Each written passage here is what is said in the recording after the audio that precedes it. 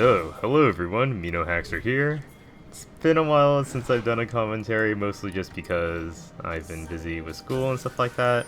And also, it's been like the end of the season, so I've been trying to like kind of maintaining Challenger, and I ended up pretty much securing it. So, pretty happy that I'm gonna finish in Challenger this season. And now that I'm a lot less busy, I can start focusing more on commentaries again. So this time I'm doing commentary on Bard because I just haven't done Bard in a very long time. I think I haven't done one since his release when I thought he was like kind of a bad champion, but he kind of was when he first got released. But now I think Bard's actually in a really good state, and I really like playing him a lot. I think he's been one of my most played supports in the last month actually in solo queue. And so I guess we'll just talk about a little bit about the laning phase with Bard. And so we did a jungle camp, did double golems, just like how most AD carries and supports do it now. And note that something really good to note is that since Bard collects chimes at the beginning of the game, you actually hit level 2 first before anyone else in the bot lane does, which is really important because now you can see that once I hit level 2 from 3 creeps, I'm just running straight at the other bot lane and I'm just like throwing auto attacks at them because the other bot lane has to respect me now. Level 2 Bard is really strong, Bard in general is just really strong at poking them with like auto attack chimes and throwing out Qs. So you can see like right now, like since I know that I'm much stronger than them, I was able to zone them off EXP, and so they're not able to hit level 2 first, and then Kindred is also level 2 now, and Kindred's actually really strong AD by the way, but like that's another story. So now we're both level 2, and the creep wave, if you look right here, is at a really good spot for us because the creeps are actually like pretty much staying right like in the middle of the lane and slightly towards us. So now if me and Kindred both just start running up and just start like pressuring the Sivir and Thresh and like trading with them, like they can't actually trade back at us because they won't win because they're only level 1, right? So this pretty much denies Sivir and Thresh like a ton of EXP. You can see like now like me just by myself is just running back and forth pressuring them, and Kindred's just getting a lot of free farm. And so this is like how you correctly apply pressure in the bot lane. Obviously when the creep wave comes back off a little bit, so like I don't take as much aggro from them. You can see Kindred's also like doing a good job of like throwing out autos, sending their wolf. Fortunately the wolf is kind of pushing the lane a little bit, but I mean you can't keep him here forever. Sivir does eventually hit too, but like once again Thresh is only level 1. He didn't get all the EXP. That also wasn't like the best trade I did right there, but trading blow for blow against another AD is generally fine as a support since you have more pots than the AD. Also, since I'm Bard, I can also make health packs, so I'm not terribly concerned. So now they're both level 2, but we're level 3 now, and we still have the level advantage, so I'm still not really afraid of them. I do have to respect Thresh Hook a little bit, but for the most part, I decided to just leave the lane now, because Kindred's, like, little mark thing actually spawned the Scuttle Crab, which got really lucky. And it was really perfect timing too, because we just pushed the lane. So we tell Kindred, like, yo, let's go take the Scuttle Crab. Kindred has to get the kill on the mark things to get the passive charge. So now she has 1 charge going into this laning phase, which is really important, because now Kindred is very slightly stronger than them. And that's really important since this lane right now is all about me and Kindred out trading them, because Kindred also has a lot of inbuilt sustain along with my health packs. So in the long run in this lane, I know for a fact that we're going to win trades. So you can see Kindred and I are just going to keep aggressively trying to make trades against like a Sivir Thresh. This was a little bit too much of an aggressive move and I do get pulled here. But note that even though I do get pulled, once again, look at the situation, right? Like, we're both level 4 and they're both level 3. And Sivir's at half HP and my Kindred's at full. So I know that even if they try to all-in me right here, if we all-in the Sivir, like, we trade 1 for 1 at worst. And I think that's a completely fine trade since I die and their AD carry dies. So you can see here, like, I just immediately just ignite once I'm out of the CC and I just start going ham. And so does the Kindred. Now, I do flash out and throw a health pack on myself just in case so I don't die to ignite. And then Kindred by herself gets a auto, I think, and then gets a kill on the Sivir, so pretty easy first blood for us, really well played by Kindred. And note that all basically stemmed from the very initial point of the laning phase when we were zoning them out of the lane and we were able to get 1 level ahead of them. So, I mean, snowball effect, right? So, Gragas does end up aggressively invading the Lee Sin. His blue is still up for some reason, so I throw down a health pack, help him out a little bit with the blue, and now Gragas gets a blue buff, and now early game's not too bad now. So I back for the first time. I do have enough gold for a Sightstone, so I immediately go buy it and get a pink ward, swap out my trinket, and then I head back to lane. And I'm opting to go for a Sightstone this game over Boots because Lee Sin's a pretty aggressive jungler, and I want to make sure that as long as Lee Sin never comes to our bot lane, we can win bot lane on our own, and I don't think I need the mobility right now to roam. So I make a portal here because I see a chime and I want to collect it, and I actually didn't realize this, but I got ambushed. Lee Sin and Thresh were waiting for me. So we pretty much just turn. It's like a 2v2 jungle support kind of thing, and we see here in like in mid lane battle, like Victor's fighting TF. But we see that like Lee Sin is kind of really out of position, so Grox and I just jump on the Thresh, and we almost get him, but he flashes out. Now like me and Bard, or me and Nocturne and not Nocturne, but Gragas and Kindred are all targeting Lee Sin. Make a portal to follow the flash over the wall, and then Kindred gets the triple mark off. Really nice trinket there to get vision of the Lee Sin in the bush, and then Kindred gets another kill. And note that right after this battle, I'm starting to aggressively ward their jungle. So I place one ward right here just because this is a pretty good spot to see the pathing of Lee Sin if he leaves wolves, or if like if their mid lane is going to take their blue buff, etc. It's a really nice ward right here if you don't want to ward their wolf camp. I also collect one chime inside here. I think I'm just collecting chimes at the moment. I note that like right there, I placed a health pack before I went to go collect a chime because every time you collect a chime, you get more mana. So if I want to efficiently spend my mana, I might as well like use a little bit before I get some more, right? Even if it's only like maybe 30 or 40 HP, you never know, it adds up a little bit. So now laning phase is pretty much back to normal again, except note that, okay, Kindred 6, I'm 5, Sivir is 5, and Thresh is level 3. So their bot lane is considerably weaker than ours. And you should also note, like, items. Items are really important. Kindred has Bilgewater, Dagger. Sivir has an Avarice Blade. So basically, Sivir's really useless and still basically has no items because it's just a crit chance item. So I know that even if, like, one of us gets kind of caught out of position in a 2v2 exchange, like, we're way stronger than them. Like, Kindred has ult. There's no way we can actually lose. So I'm just running up pretty aggressively.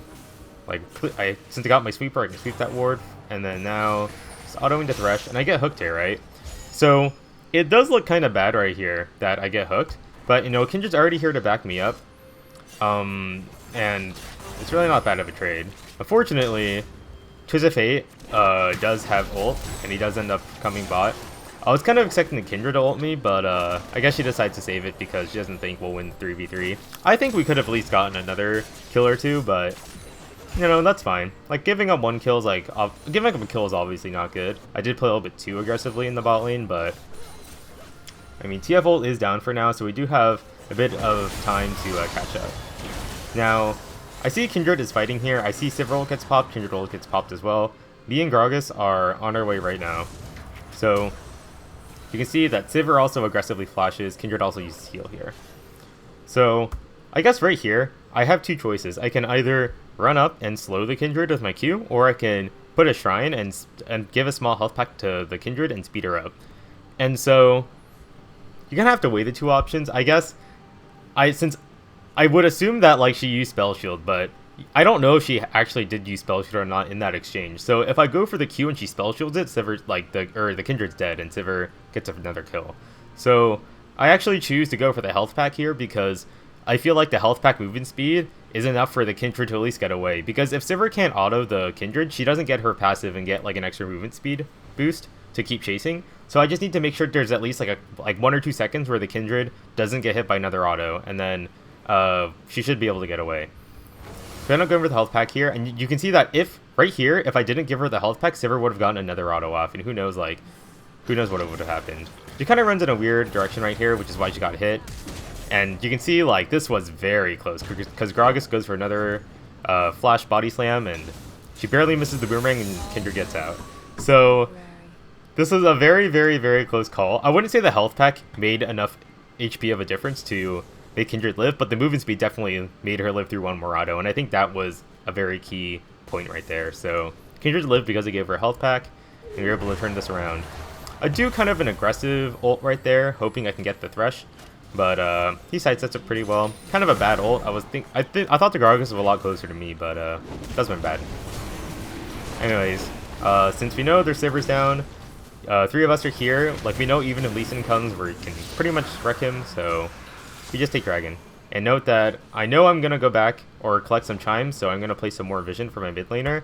These 2 wards are really good because if you look at our side, like this pretty much covers any entrance point that Twisted Fate can walk to in order to ult to bot lane.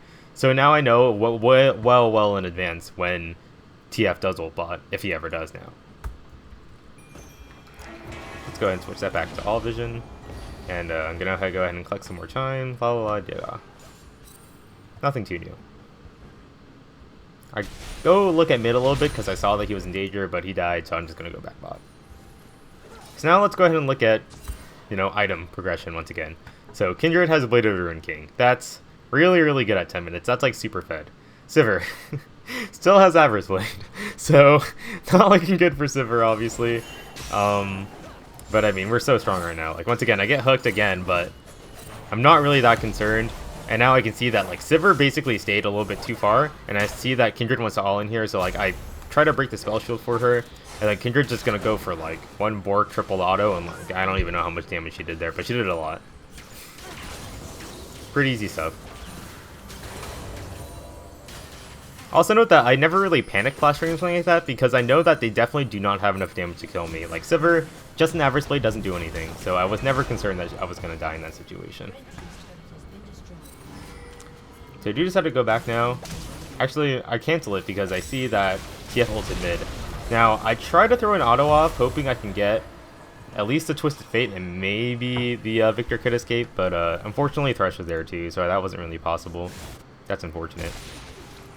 Now, I do kind of make a stupid decision here, and I thought it was only Twisted Fate here, but turns out that Renekton and Thresh and Lee Sin were all here, and I just completely didn't expect that, so I die again, which is my bad. And now the other team is going for a very aggressive dive on Kindred, and she does a really good job of tumbling back into her ult, so she doesn't die. And then it's just a pretty chaotic fight in general. Nice ignite by the Thresh. Kind of a bad ult by Gragas. Like, Aurelia's kind of caught, but she flashes out. Like, this is just chaos everywhere, basically. We end up getting 2 more deaths and none of them die, so that was kind of bad for us. Not a good exchange. Anyways, here I see the Renekton, so I Q, throw some monos on him, get an ignite to try to pressure him out. That ignite was definitely not going to make him die, but it's definitely enough to at least get him low enough to maybe where Victor could just E him and he'll die. I drop a ward inside here because I know that, like, we're all going to be fighting in our jungle very soon, and it's really important to have vision in this bush, especially since, like, people are going to probably be transitioning back and forth between this area. So vision's really important. See Lee Sin here. I missed my Q, which is really, really bad. If I got my Q there, that would have been... Victor would have been able to easily get off his entire combo. And I see that, Lee Sin's, like, basically 1v1ing me, so I just portal myself to get out. Meanwhile, my entire team is just fighting them, so I guess in a sense, Victor and I basically zoned out the rest of their team, in a way, even though we don't really know where they are. At least zoned out the Lee Sin, which is fine. Now, I'm just trying to keep zoning out the Lee Sin, but then, like, I don't know what Necton's doing, but I just slow him with autos. I see Lee Sin flash Q here, so I'm like, oh, Lee Sin's, like, in our jungle somewhere, so let's go find him. So I face check that, because I believe I'm out of wards, but it's fine. Like, we got a free kill. I don't think I was any close in danger to dying, and now we pretty much just straight up push mid and get the turret. So let's back up for a second. This is actually quite important. So right after we take this turret, right, something really good to do is that you should always look to place wards, like, either in the lane or just around the vicinity of where the turret is, right? Because right after you take this mid turret, so much pressure is now being exerted on the enemy team, because now the enemy team has to stay farther back. Parts of their jungle up here and down here is, like, can be threatening now. And so I always like to place a ward either in this bush right here or just right in the middle of the lane, whichever one you can do. It's up to you. Both is preferable. So I make a portal over the wall to try to get out, and I had no idea the Thresh is here. And now I see Twisted Fate ulting, and I'm like, crap, this is a really, really bad situation. I just used portal. I'm probably gonna die. However, I do have my ult, right? So I'm looking to try to at least ult the Twisted Fate at worst, because I know my team can at least back me up. Like, I know, yeah, they're a little bit low, but Kindred's a really, really strong. Kindred also is, like, definitely our most fed person, and she's here. So I know that even if I die, and if I get an ult on Twisted Fate or Thresh, like, my team can at least clean up. So I know that I'm gonna get gold carded like right now, and I'm also about to get hooked. So I try to position my ult so that I would not only hit the Twist of Fate that was running up here, but I would also get myself dragged into the ult after the Thresh hooks or flays me, because I know I'm definitely gonna get like shifted to the right a little bit. So note that when I do use my ultimate, like, I was standing out here before I ulted, and I just knew that I was either gonna get flayed or hooked in. So now my ult's gonna land on both me and Twisted Fate, which is like the most ideal situation, because I also dodged the Twisted Fate cards. And now my team is pretty much here to back me up, which is perfect. So I'm just kind of running now because Twisted Fate is out of cooldowns and I don't want to stay near them. And, you know, like, Victor gets a really nice E off. My team is pretty much able to come back in and clean up. So that was a pretty nasty Bartle that I just pulled off, and definitely gave us quite a few kills, which is pretty helpful. I'm also just staying around here just to see if I can catch anyone else. I don't know why Renekton goes in here, but I punish him with a Bard Q. He gets stunned, and then he's pretty much dead. So that was a pretty big swing in terms of goal, just from doing some interesting Bard plays. So in terms of itemization now, I'm going for a Locket. And I'm going for a Locket first because Twisted Fate's their strongest person right now, and MR is pretty useful if that's the case. Also, I would normally get Zeke's first on Bard, but since Kindred doesn't really use crit at all, it's kind of pointless. So I decided Locket was a better idea. Gonna clear some vision out right now. Like, I knew they placed a lot of pinks around the area. Dragon's also coming up, so I wanted to get vision of at least this spot right here to see if they're walking a dragon over there, and also getting vision of this bush area.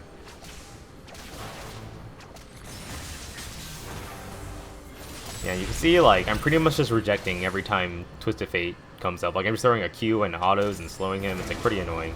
And now I know that Dragon's up, so I make a portal from here. This is a really efficient portal path if you want to move quickly from mid to bot. And so I know my team is doing Dragon, and the enemy team is now pushing mid as a response. This is actually the correct decision you should do. If the other team's doing Dragon and they're not defending mid, just push mid if you don't have the turret. You'll probably get this turret in most situations. So I know that they're going to do that right now. And Thresh is kind of making me and Victor not be able to defend this. But since I'm Bard, I can actually ult this turret. So now they can't hit the turret, and now my team is pretty much ready to collapse in. Sivir gets the Lantern out, but now we're in a good spot because we were able to defend this turret, and they actually burned Sivir ult. So now we're just kind of dancing around waiting for Sivir ult to end. There's no need to fight them when it's their advantage right now by moving so fast. And we see Renekton gets kind of caught out, so my team is basically just moving up trying to collapse in on him. On my way, I drop a ward here in case anyone's following us. And I probably could have made one portal here to maybe go a little faster, or even this starting point right here and go all the way down. But, you know, that was kind of my bad. I was pretty confident we could get the kill, and we did get the kill, so not too shabby. So this is also an interesting situation here. This is definitely not really, this is like more of a, like, I guess a decision-making kind of problem. So 4 of us are top, Aurelia's going back to defend, and Twisted Fate's pushing mid, Sivir's pushing bot. So I think in a lot of situations, you would be kind of scared, right? Because there's 2 solo laners, or I guess 2 individual people, like the 2 strongest people on an enemy team that are pushing 2 lanes at once when you guys are only pushing 1 lane at once. So I think a lot of people would try to chicken out and recall after taking this turret and go defend these 2 turrets, right? Like, this turret's obviously going to fall, but, you know, we don't know about the tier 2 turret. Sivir also pushes pretty fast. So I guess what would you do in this situation, right? So we obviously take this turret, right? I actually am very, very insistent to my team, like, yo, let's keep pushing mid. Or, not mid, let's keep pushing top. And the reason why I make this call is because, first of all, the Kindred has a mark here, so like, might as well get the free mark. And 2, I know that if all 4 of us stay top, like, I know that they are missing 2 people at, like, 2 people minimum. Thresh might be with them, he might be defending, I don't know, I didn't see him. But it's a 4v2 essentially if Thresh and Lee Sin come up top. And I know that in a 4v2, there's no way we can lose as 4 people if we just straight up dive them. And since Aurelia is going to be defending, we're only going to be losing 1 lane, right? Because, like, Aurelia can go mid, at least hold against Twisted Fate. Sure, Sivir's pushing bot, that's whatever. So, in the worst case, we trade this turret for this turret right here. And that's totally okay too. Like, we weren't particularly, like, we aren't like super far ahead, we aren't super far behind, and I think that's totally fine to just trade turrets like this.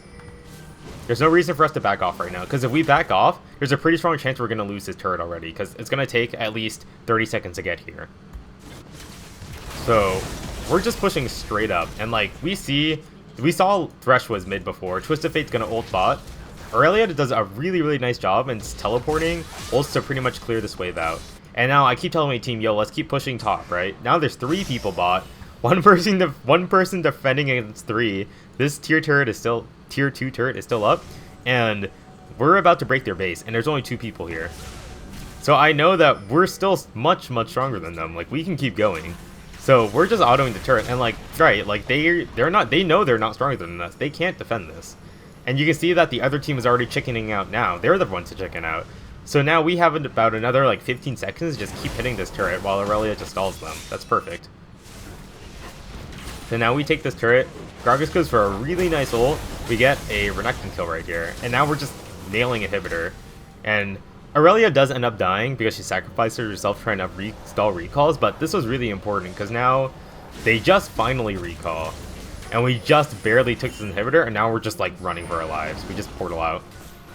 So I guess there was just a very interesting kind of decision you kind of have to make. And this is like these very high level decisions you have to make in like a very... You have to make it like at that moment.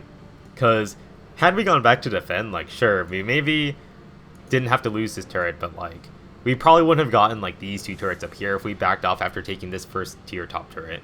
So it's just making these kind of calls like very quickly is like what really separates like really good people from like really average people in terms of like League of Legends skills. So anyways, enough of that rant. We get a top inhibitor, which is really strong because now top lane is just going to be pushing 24/7. Finish my locket. Going to be working on just... I don't know what I'm building next. I think I start building Azeek's next, I think, just because Kindred's like super strong. And I might as well like build something to help her out a little bit since like she's definitely our most fed person. I want to play around her. So I sweep around the area, checking around the spots for Baron, because I also know we can do Baron very fast. That's always a potential with Kindred, since she does percent damage to minions and monsters, and champions. Now, here's kind of an awkward spot. So Lee Sin jumps on me right here, and I'm kind of scared because it looks like he's going to insect me, and he actually does kind of insect me, but kind of fails. So... here's where a fight breaks out. So, luckily from my portal here, my team is actually able to portal in and jump on the Lee Sin and Renekton right here. However, I also see Victor up here against a Twisted Fate Sivir. So I kind of have to make a decision on what to do. So I'd first decide to ult the Twisted Fate because I feel like Victor's in a really bad spot, especially with Thresh coming in. And if I can at least get the Twisted Fate out of the picture for Victor, he can probably live. In hindsight, this probably wasn't the best idea because I kind of ult him at a very awkward time because he just threw out his cards. He was out of cooldowns, except for maybe draw a card, and Victor was already trying to ult him. So this pretty much allows Victor to at least try to run away from Sivir. And then now I'm going to run back here to try to help out my team that's fighting Renekton. But I mean, like, I realized that they were actually okay, so throw out a Q, try to save Victor. He flashes out, which is fine. And we actually end up getting the kill on the Renekton, and we're okay. So I guess there was kind of more of a decision on like, who do I help in a team fight? Like, do I help like my team get more kills? Like, maybe if I went down here, we could have killed the Lee Sin as well. But I think if I didn't ult the Twisted Fate, the Victor was most likely going to die because Twisted Fate also had flash. So it's kind of like a pick or choose, like choose between two poisons, you know? And this one I think was fine. Like, I don't think letting our Victor die was a super good idea since he pushes pretty hard with his E.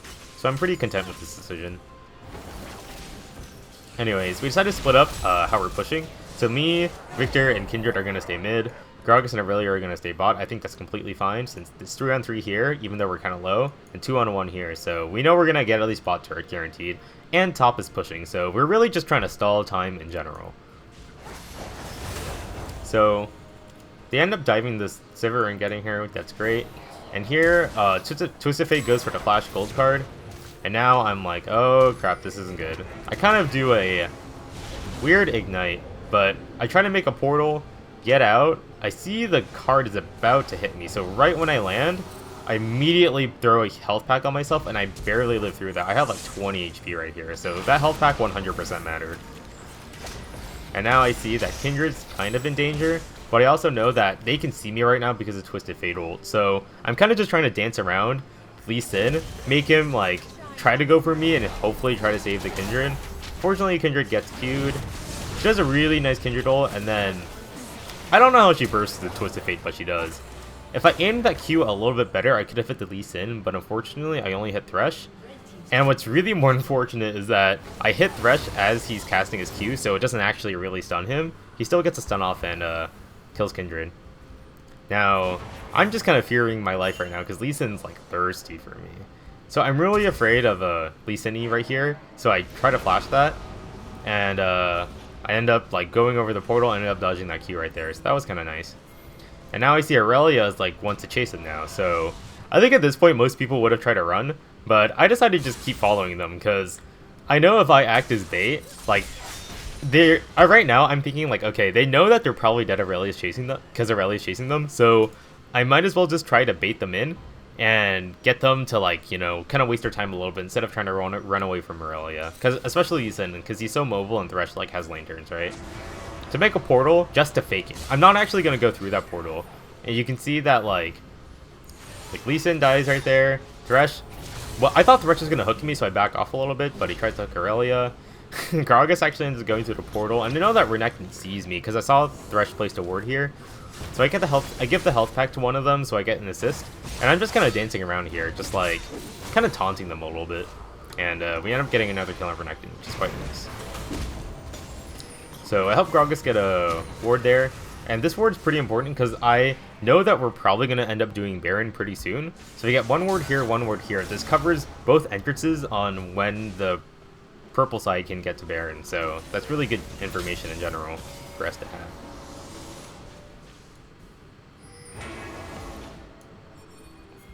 Anyways, Dragon's also up, so we decided the safer play is probably just to do Dragon since Kindred's already in the area.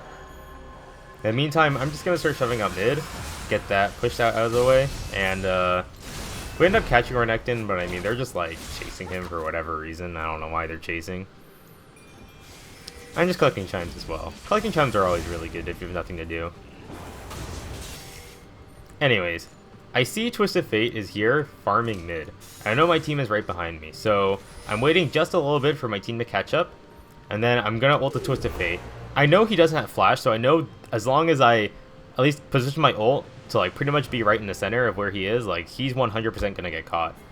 If I ult him, he doesn't even have time to run, and now calling my team to come in, like I get a free Q off stun. Gragas flash like body slams him pretty good, and then Thresh is over here, and Aurelia sees the Thresh, so she just home guards in, stuns him, and now I'm just like, oh team, let's go, portal through, and then we just wreck him there. And that's essentially game because they actually end up forfeiting now.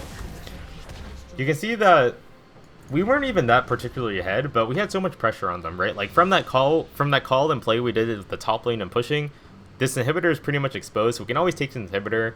Like, I think if the game didn't end right here, we would have taken this mid turret immediately, take this mid inhibitor, take top inhibitor, recall, and then we can get Baron for free because the top and mid lane are going to be pushing 24/7.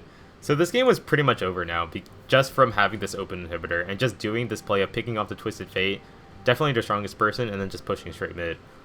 So I guess in conclusion, Bard's really good at snowballing a lead really, really hard, because we weren't even that far behind, but I was able to make so many picks, and because we were able to get this one small lead from having an inhibitor, we had so much pressure on them just from me like roaming around, throwing out wards everywhere, like ulting people, just being a really big nuisance to the enemy team. And that's where Bard like really shines. He shines a lot in like chaos and like really small fights. And so if you like that kind of support, like Bard's definitely for you. And otherwise, I don't really know what else to say about Bard. I guess I'll leave runes and masteries of what I use in the description as always. And I guess for skill build, I always max out Q, and then I max out E and then W. I feel like W health isn't very useful late game. A lot of times you're going to just be using W just to give a quick HP boost, like of only maybe like 30 or so HP, and more so for the movement speed. So I've always never liked taking that many more points in W. And yeah, I guess that's pretty much it for this part commentary. Don't think I have anything else to say. Just, be mindful of what kind of calls you're doing. Make portals for your team. Ping a lot if, like every time I ulted, especially when I ulted a twist over here, I was pinging, like, my team like crazy to go in. So just be vocal when you play Bard, and you should have a really fun time. So yeah, that's pretty much it. Cool.